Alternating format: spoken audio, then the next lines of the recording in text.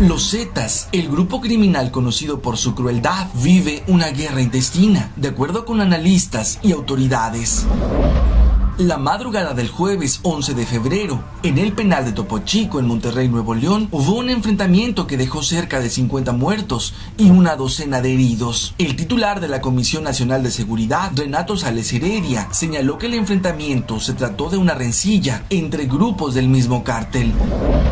La sección segunda de la séptima zona militar advirtió a Rodrigo Medina, exgobernador priista de Nuevo León, que gracias a la complicidad de autoridades penitenciarias, los Zetas obtenían en la prisión de Topo Chico unos 15 millones de pesos al mes por cobro de cuotas, venta de droga y otros negocios, fondos que permitían financiar la narcoguerra que asolaba al estado de Nuevo León en ese periodo. Pero Medina recibió más de 20 millones de dólares por ignorar las repetidas advertencias.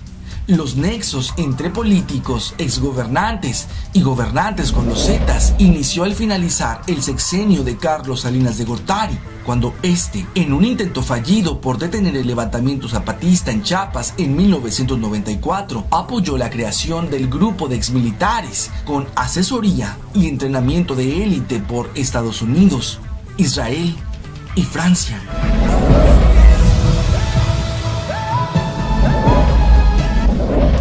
La comunidad de Allende en Coahuila fue escenario de una tragedia que enlutó a decenas de familias. 400 personas fueron asesinadas como parte de una venganza de los Zetas. Es tal la crueldad con la que operan que utilizaron una red de hornos para encubrir el exterminio masivo y sistemático de personas inocentes durante el periodo que abarca de 2011 a 2013.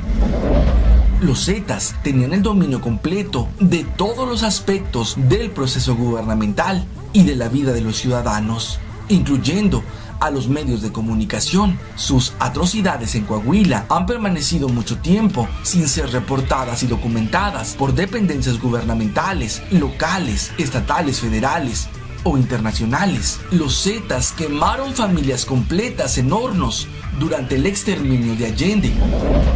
Algunos medios como Al Jazeera América y San Antonio Express News han informado sobre las desapariciones. Sin embargo, el control completo que los Zetas tienen de la prisión de Piedras Negras ha sido en gran parte ignorada, hasta el punto de que llevaron a cientos de personas a la prisión para torturarlas, asesinarlas e incinerarlas. En un rancho cercano, los Zetas usaron hornos para incinerar los restos humanos. Fue allanado por las autoridades de Coahuila en 2013, cuando el gobierno comenzó a examinar el caso. Las autoridades encontraron no solo hornos, sino también cenizas y fragmentos de huesos de las víctimas. Un año antes, los Zetas tuvieron una pelea con el exgobernador Humberto Moreira, quien ha sido señalado como cómplice de la organización durante su gobierno al solapar el trasiego de drogas. La ruptura derivó en el asesinato de su hijo en venganza por la muerte de un pariente cercano de Treviño Morales. Eso sucedió cuando el actual gobernador de Coahuila, Rubén Moreira Valdés, decidió encarar a los Zetas. La nueva postura de Coahuila consistió en la creación de una unidad especial de la policía como los Gates. Ese grupo fue creado para erradicar a los Zetas. La de los Zetas no es la historia clásica de una privatización de la industria de la protección. Los Zetas no pasaron de ejercer la protección desde instancias públicas a hacerlo de manera privada. Su trayectoria vital ha sido bastante más compleja.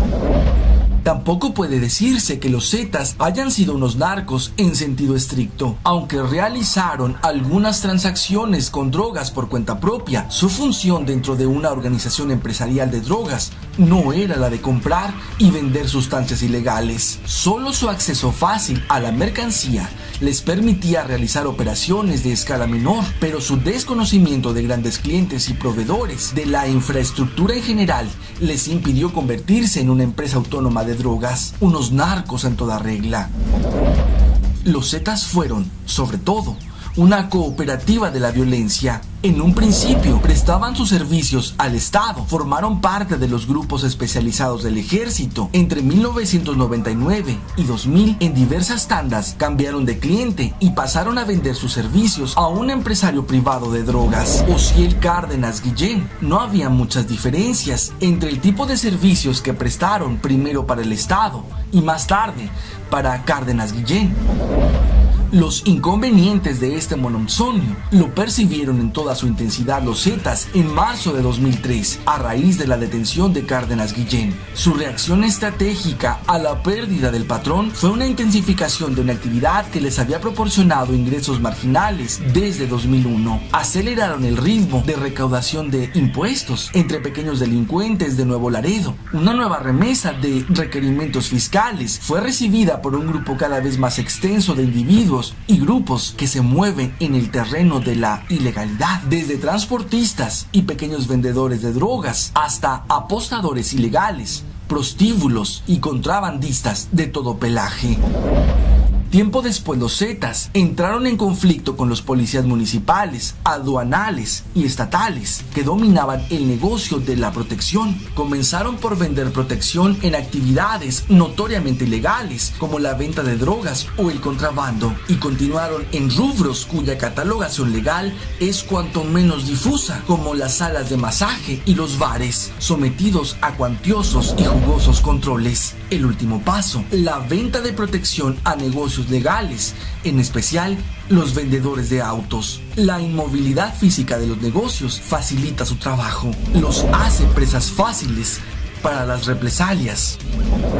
Los Zetas pasaron de ser un grupo de 40 sicarios reclutados por el entonces capo del narcotráfico, Osiel Cárdenas, entre desertores de cuerpos de élite del ejército, para constituirse en un cártel en sí mismo, con miles de integrantes y uno de los más violentos.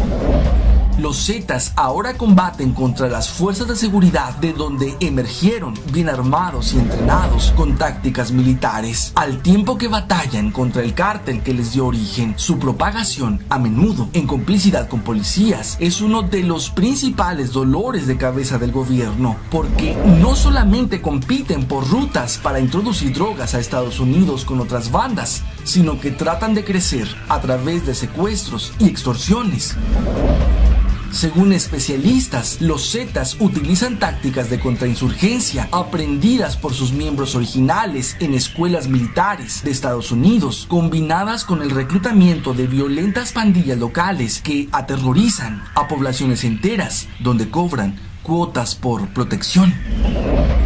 Es una organización paramilitar que ha tomado como modelo a los paramilitares colombianos. Generan terror en la población civil e inestabilidad política frente a autoridades locales y nacionales, dijo Adalberto Santana, autor del libro El narcotráfico en América Latina. Años atrás, cuando todavía formaban parte del Cártel del Golfo, los Zetas engrosaron sus filas con excaiviles, cuerpos de élite del ejército de Guatemala, entrenado para operaciones de contrainsurgencia y utilizados durante la guerra civil en ese país para perseguir a rebeldes de izquierda.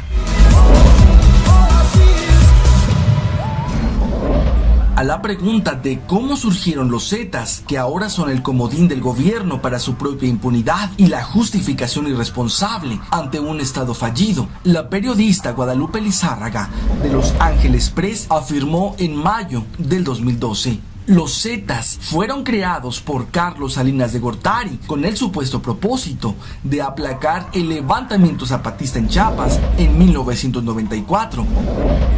Los Zetas han sido también el pretexto perfecto de los gobiernos del PRIAN para mantener la inventada guerra contra el narco en México, que en realidad es parte de un enorme negocio de contratistas militares estadounidenses que prestan servicios de asesoría, entrenamiento y venden armas, así también para las dependencias que manejan espectaculares presupuestos de seguridad en México.